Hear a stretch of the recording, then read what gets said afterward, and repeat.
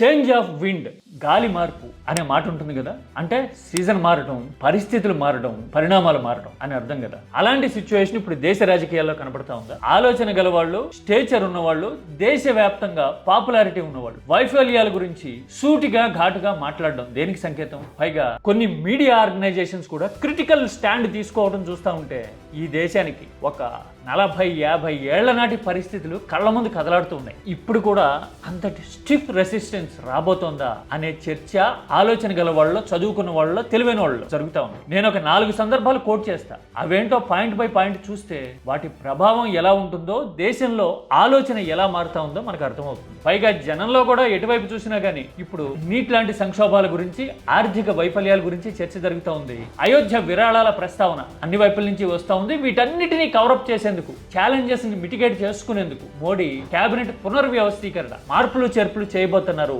అని మాట్లాడుకుంటా ఉన్నాం కదా. అంటే సిచ్యువేషన్ క్రిటికల్ గా ఉంది అని బీజేపీకి, మోడీకి కూడా అర్థమవుతోంది అనే కదా. మరి ఇలాంటి టైంలో నేను చెప్పబోతున్న 4 ఇండికేటర్స్ ఏంటో చూడండి.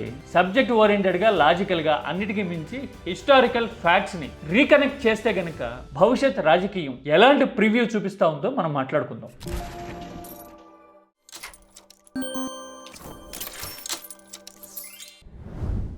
దేశవ్యాప్తంగా రాజకీయ వాతావరణం మారుతోందా అనే చర్చ అసలు ఎందుకు వచ్చింది? సెలబ్రిటీలు కానీ, నేము ఫేమ్ ఉన్న వాళ్ళు కానీ, ఆలోచన గల వాళ్ళు కానీ నేరుగా ప్రభుత్వ విధానాల గురించి, వైఫల్యాల గురించి కామెంట్ చేయడం, నిలదీయడం గత 12 ఏళ్లలో ఎప్పుడైనా జరిగిందా? ఒకవేళ ఎవరన్నా మాట్లాడారు అంటే ప్రకాష్ రాజ్ లాంటి వాళ్ళు, ఇంకొకళ్ళు ఆందోళన జీవులు అని వాళ్ళ గురించి తేలిగ్గా ఒక స్టాంప్ కొట్టేశారు కదా. అలాంటిది ఇప్పుడు విశాల్ శేఖర్ అని ఒక డ్యూయో, ద్వయం గురించి మాట్లాడుకుంటూ ఉంటాం కదా. ఇద్దరు, విశాల్ దద్లాని, విశాల్ శేఖర్ ఇద్దరు. అందులో విశాల్ దద్లాని నీట్ లాంటి వైఫల్యాల మీద చేసిన కామెంట్ దేశంలో మారుతున్న ఆలోచనకి ప్రతీక, రిజంబ్లెన్సా, ఇండికేటరా అని అనిపించేలాగా ఉంది. కొంచెం డీటెయిల్డ్ గానే చూపిస్తా. ఆయన హిందీలో చెప్తా ఉన్నా గానీ తెలుగులో కూడా అర్థమైపోతుంది.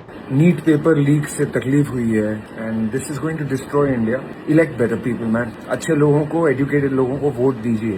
कास्ट, क्रीड, रिलीजन, इन सब चीजों से निकल के देश का फ्यूचर सिक्योर करना है. We have to elect better people. చూశారు కదా దద్లాని ఏమన్నారో. నీట్ వైఫల్యం అనేది దేశానికి, యువతకి శాపంగా మారిపోయింది. చదువు విలువ తెలిసిన నాయకత్వం ఉండాలంటున్నారు, చదువుకున్న వాళ్ళని ఎంచుకోవాలన్నారు. అన్నిటికీ మించి కులం కోసమో, మతం కోసమో, లేదంటే ఎమోషన్ కోసమో కాకుండా భవిష్యత్ కోసం ఓటేయండి అని ఆయన చెప్పడం చూస్తా ఉన్నాం కదా. ఎంత డేరింగ్ స్టేట్మెంట్ అనుకోవాలి ఇప్పుడున్న సర్కమ్స్టాన్సెస్ లో. విశాల్ దద్లాని ఈ మాట చెప్పేసరికి ఆయన మీద రకరకాల రూమర్స్ వచ్చినాయి. ఇండియన్ ఐడల్ లాంటి ప్రోగ్రామ్ నుంచి ఆయన్ని తప్పించేశారు అని కూడా ప్రచారం జరిగింది. దాని మీద కూడా ఆయన జోకేశాడు. నేను దేశ భవిష్యత్తు గురించి మాట్లాడితే నా భవిష్యత్తు మీద స్పెక్యులేట్ చేయకండి అంటూ ఆయన చాలా లైట్ గా కౌంటర్ వేసి ఊరుకున్నాడు.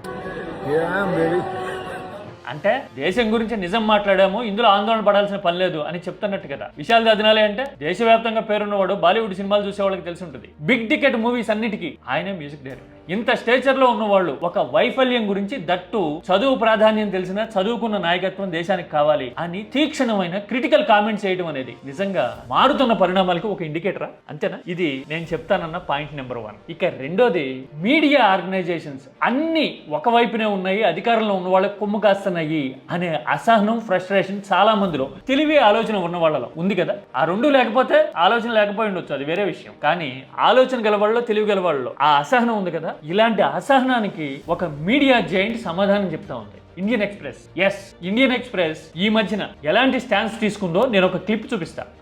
BJP is winning elections but losing the economy. చూసారు కదా, BJP is winning elections but losing economy అన్నారు. చూసారా? అంటే రాజకీయంగా పట్టు బిగిస్తా ఉన్నారు, గెలుస్తా ఉన్నారు, కానీ ఆర్థిక వ్యవస్థ పతనం అవుతా ఉంది దేశంలో అని అనడం అంటే ఎంత ప్రాక్టికల్ కామెంట్ అనిపించుకుంటుంది ఈ రోజుల్లో, ఈ టైంలో. అవునా కదా? ఆలోచన గల ప్రతి ఒక్కళ్ళు అటు తిరిగి చూస్తారా లేదా? ఇది ఒక్కటే కాదు, ఇంకా ప్రతి విషయంలోనూ ఇండియన్ ఎక్స్ప్రెస్ ఇలాంటి స్టాన్స్ తీసుకుంది. నాకు ఇది చూస్తే చరిత్ర గుర్తొచ్చింది అని నేను మొదట్లో అన్నా కదా. ఏంటా చరిత్ర? బీజేపీ, మోడీ నిన్నో మొన్నో ఈ మధ్యన సెలబ్రేట్ చేశారు కదా ఎమర్జెన్సీని మర్చిపోకూడదు అని. అలాంటి ఎమర్జెన్సీ టైంలో ఇందిరకి ఎదురొడ్డి నిలబడిన news organisation Indian express. Goenka seniors కి తెలుసు, ఎప్పటికీ గుర్తుంటుంది. ఇప్పటికి కాదు, ఎప్పటికీ గుర్తుంటుంది. అసలు ఈ సెన్సార్షిప్ ఏంటి, ఈ నిర్బంధాలు ఏంటి అని చెప్పి ఎడిటోరియల్ కాలంలో బ్లాంక్ గా వదిలేసి నిరసన తెలియజేయడం, ఫైనాన్షియల్ ఇర్రెగ్యులారిటీ చేశారు అని కేసులు బనాయించినా గానీ కొట్లాడడం అనే ధీరోదాత్తమైన జర్నలిస్టిక్ స్కిల్ ని, ఒరిజినాలిటీని గోయంకా చూపించారు కదా అప్పట్లో. ఇప్పుడు ఆ గోయంకా వారసత్వమే మనవలో నడుపుతా ఉన్నారు ఇండియన్ ఎక్స్ప్రెస్ ని. నాకెందుకో ఇప్పటి స్టాండ్స్ చూస్తే, ఇంత బలంగా నిలబడ్డం చూస్తే పెద్ద ఆయన గోయంకా గుర్తొచ్చారు. అంటే ఫర్మ్ స్టాండ్ తీసుకుని నిలబడితే గనక వాస్తవాలు ప్రజలకు అర్థమయ్యే అవకాశం ఉంటుంది కదా. అలా నిలబడాలి ఇప్పుడైనా అని అనుకోవటం అంటే చేంజ్ ఆఫ్ విండ్ అని అనుకోవాలా. ఇది రెండోది. ఇక మూడోది, నేము ఫేము ఉన్న జర్నలిస్టులు ఆలోచన పరులుగా ముద్రున్న వాళ్ళు నేరుగా విషయాలు మాట్లాడుతూ ఉన్నారు. రాజ్దీప్ సర్దేశాయ్ చూడండి, ఈ మధ్యన ఆయన పెడుతున్న ట్వీట్లు గానీ చేస్తున్న కామెంట్లు గానీ ఎంత ఘాటుగా సూటిగా సమాధానం చెప్పండి అని నిలదీసేలాగా ఉన్నాయో. Sacred spaces are not immune from greed. Yes, చూశారు కదా, ఎటుపోతున్నాం అని నేరుగా మాట్లాడుతున్నారు. ఆయన హ్యాండిల్లో issue based comments and questions ఎదురొస్తా ఉన్నాయి. రాజ్దీప్ సర్దేశాయ్ ముందు నుంచి మోడీ నాయకత్వాన్ని క్వశ్చన్ చేసినా గానీ, మోడీ అధికారంలోకి వచ్చిన తర్వాత రాజ్దీప్ మీద అమెరికా పర్యటనలో ఒకసారి ఆయన మోడీ టూర్ ని కవర్ చేయడానికి వెళ్ళినప్పుడు ఒక దాడి జరగడం నాకు గుర్తుంది 2014 తర్వాత. ఆ తర్వాత ఆయన టాక్టికల్ స్టాండ్ తీసుకున్నారు. మళ్ళీ ఇన్నేళ్లకి ఘాటుగా సబ్జెక్ట్ ఓరియంటెడ్ గా మాట్లాడుతున్నారు. మోడీతో ఆయనకి ఏమన్నా రైవలరీ ఉందా, ద్వేషం ఉందా, వ్యతిరేక అంటే కాదు, సబ్జెక్ట్ ఓరియంటెడ్ గా మాట్లాడతారు. ఆయనకి మోడీకి ఉన్న సాన్నిహిత్యం గురించి నేను ఒక సందర్భాన్ని కోట్ చేస్తాను. మోదీజీ నే ఆధా గంట ముझसे बात की. చూశారు కదా, మోడీ కాల్ చేసి పలకరించారు, పరామర్శించారు అంటున్నారు. రాజ్దీప్ కి ఈ మధ్యన క్యాన్సర్ డయాగ్నోస్ అయింది, ఆయన ట్రీట్మెంట్ తీసుకున్నప్పుడు గెట్ వెల్ సూన్ అని మోడీ మాట్లాడారు అనే విషయాన్ని ఆయన కోట్ చేశారు కదా.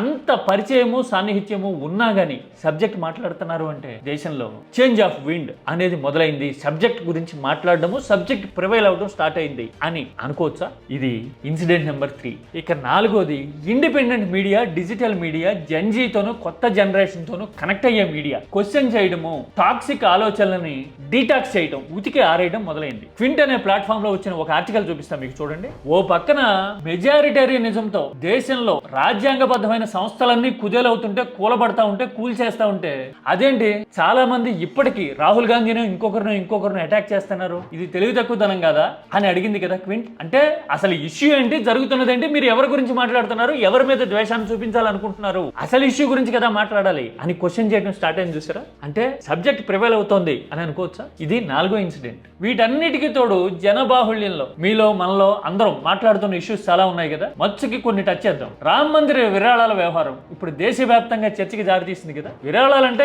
ఎవరో కొంతమంది ఇండివిజువల్స్ కొట్టేసిన వ్యవహారం కాదు కదా. అజమాయిషీ లోపము ఒక ఐడియాలజీ విషయంలోనే ఇలా ఉంది సిచ్యువేషన్ అంటే మరి మిగతా విషయాల్లో ఎలా ఉన్నట్టు అనే క్వశ్చన్స్ రైజ్ చేసిన పరిణామమా కదా. భక్తి, విశ్వాసము, రాముడి మీద నమ్మకం, వీటన్నిటితో పాటు సిస్టమ్ గురించి కూడా క్వశ్చన్స్ రైజ్ అయినాయా లేదా. తర్వాత నీట్ లాంటి విషయంలో ప్రభుత్వం ఎంత డిఫెన్స్ లో పడింది, దేశవ్యాప్తంగా లక్షలాది కుటుంబాలు ఎంత యాతన పడినాయి అనే విషయంలో కన్సోల్ చేయడానికి కానీ కాంపన్సేట్ చేయడానికి కానీ ఏమైనా ఉందా. పైగా మంత్రి చూడండి, there is no evidence of paper leak. ఇలాగా అసలు లీకేజే జరగలేదు అన్నట్టుగా మాట్లాడారు కదా. పైగా అన్నిటికీ మించి ఆపరేషన్ సింధూర్ లాంటి విషయంలో అప్పట్లో అడిగితే అసలు ప్రాణ నష్టమే జరగలేదు అని మంత్రి సభలో ప్రకటించడం చూశాం కదా. ऑपरेशन में क्या हमारे सैनिकों को कोई क्षति हुई है तो उसका उत्तर है नहीं. ఇదిగో ఇలాగా రాజ్నాథ్. మరి ఇప్పుడేంటి 6 ప్రాణాలు పోయాయి అని చెప్తూ ఉన్నారు. ఇప్పుడు చెప్పింది నిజం అనుకుంటే మరి ఇంతకు ముందు చెప్పింది. ఇక ఎకానమీ గురించి, ఆర్థిక పతనం గురించి, ఇథనాల్ ఛాలెంజెస్ లాంటి విషయాల గురించి అయితే ఆల్రెడీ మనం మాట్లాడుకున్నాం ఇంతకు ముందు. ఇవన్నీ చూస్తే ఒకటే అర్థమవుతుంది చూడండి. ఇప్పటి వరకు కోర్ స్ట్రెంగ్త్ గా కనపడిన ఇష్యూస్, షీల్డ్ లాగా కాపాడిన ఇష్యూస్, రామ మందిరమైన, దేశ భద్రత లాంటి వ్యవహారాలైనా ఇప్పుడు లూప్ హోల్స్ ని బయట పెట్టి క్వశ్చన్ చేస్తున్నట్టుగా, సమాధానం చెప్పండి అని నిలదీస్తున్నట్టుగా కనపడతా ఉంది కదా వాతావరణం. అంటే సిచ్యువేషన్ ఇప్పుడు చేంజ్ ఆఫ్ విండ్ దిశగా అడుగులేస్తా ఉందా అని ఆలోచన వస్తా ఉంది. మరి ఈ పరిణామాలు చూస్తే ఏమర్థమవుతుంది? ఇదంతా రాజకీయం గురించో, రాహుల్ గాంధీ గురించో కాదు కదా. ఇవన్నీ ఆలోచన పరులు, సిస్టమ్స్ ని స్టడీ చేసిన వాళ్ళు, జనాభిప్రాయాల్ని ప్రతిబింబించాలి అనుకుంటున్న వాళ్ళ ఇష్యూసే కదా ఇప్పటి వరకు మనం మాట్లాడుకున్నది. మరి వీటన్నిటిని బట్టి చూస్తే దేశంలో రాజకీయ వాతావరణం మారుతుంది అని అనుకోవచ్చా? కామెంట్ సబ్జెక్ట్ ఓరియంటెడ్ గా చేయండి. సబ్జెక్ట్ లేనోళ్ళు కేవలం వెనమస్గా విషం మాత్రమే సింబాలనుకుంటే కనుక this is not the right and suitable place for you. పక్కెళ్ళి ఆడుకోండి. This is కీటాక్స్.